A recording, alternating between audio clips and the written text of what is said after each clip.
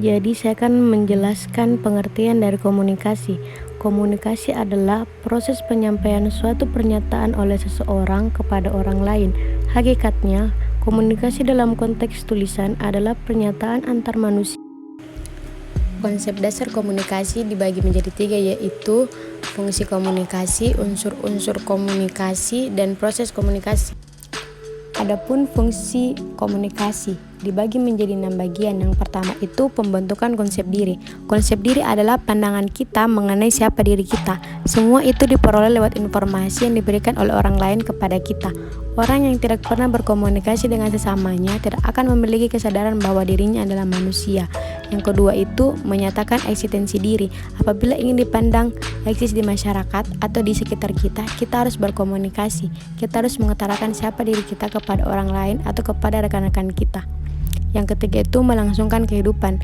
Perilaku komunikasi yang pertama dipelajari manusia adalah melalui sentuhan orang tua pada kita sebagai upaya respon atas keinginan bayi melalui tangisannya. Dengan komunikasi, orang tua mengajarkan arti kasih sayang, makna cinta, rasa hormat, dan rasa bangga. Semakin dewasa, semakin banyak yang dipelajari dengan komunikasi antar sesamanya sehingga timbul rasa ketertarikan dengan lawan jenis. Yang keempat itu memupuk hubungan. Melalui komunikasi, kita dapat memenuhi kebutuhan emosional dan intelektual kita dengan cara memupuk hubungan yang hangat dengan orang-orang di sekitar kita. Yang kelima itu mengekspresikan perasaan. Seorang dapat mengungkapkan perasaannya melalui pesan-pesan verbal dan non-verbal. Yang terakhir itu fungsi instrumental. Komunikasi berfungsi sebagai instrumen atau alat untuk menginformasikan pesan, mengajarkan ilmu, menghibur, mempengaruhi orang lain, mengubah sikap, opini, perilaku, dan masyarakat. Adapun unsur-unsur komunikasi. Yang pertama itu pengirim atau komunikator. Dalam konteks belajar mengajar, guru dan siswa berperan sebagai komunikator sehingga terjadi komunikasi dua arah. Ketika guru menyampaikan materi pelajaran kepada siswa, guru berperan sebagai komunikator dan siswa berperan sebagai komunikan. Yang kedua itu penyandian atau encoding. Penyandian atau encoding adalah proses yang dilakukan oleh komunikator untuk mengemas maksud atau pesan yang ada dalam benak dan hatinya menjadi simbol-simbol, suara, tulisan, gerak tubuh, dan bentuk lainnya yang dapat dikirimkan kepada komunikan. Yang ketiga itu pesan. Pesan adalah maksud atau informasi yang akan disampaikan oleh komunikator melalui simbol-simbol.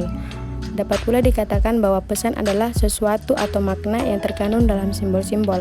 Yang keempat itu saluran dan media. Saluran adalah tempat pesan dan bentuk simbol-simbol dilewatkan dari komunikator ke komunikan. Bagi manusia, saluran komunikasi diantaranya panca indera berupa pendengaran, penglihatan, penciuman, rabaan, dan rasa. Yang kelima itu penyandian ulang atau decoding. Penyandian ulang atau decoding adalah proses yang dilakukan oleh komunikan untuk menginterpretasikan simbol-simbol yang diterimanya menjadi makna. Yang keenam itu penerima atau komunikan. Penerima atau komunikan adalah penerima pesan atau individu atau kelompok yang menjadi sasaran komunikasi ketika guru memberikan penjelasan kepada siswa. Yang terakhir itu umpan balik atau feedback adalah informasi yang kembali dari komunikan ke komunikator sebagai respon terhadap pesan yang disampaikan oleh komunikator. Yang terakhir itu proses komunikasi dibagi menjadi dua metode. Yang pertama itu metode komunikasi Laswell. Unsur komunikasinya itu terdiri atas who says what, on what channel, to whom, with what the fact. Who itu pengirim atau komunikator atau orang yang menyampaikan pesan atau guru. Says what itu pesan atau materi pelajaran. On what channel itu media atau alat bantu mengajar. To whom itu penerima atau komunikan atau siswa. With the effect dampak atau hasil komunikasi atau hasil belajar siswa. Metode kedua itu metode komunikasi SRAM. Modelnya itu SRAM memperkenalkan gagasan tentang penyandian atau encoding dan penyandian ulang atau decoding.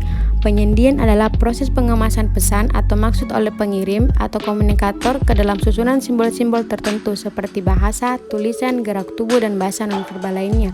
Model kedua itu memperhitungkan pengaruh pengalaman yang dimiliki oleh komunikator dan komunikan dalam mendukung keberhasilan komunikasi.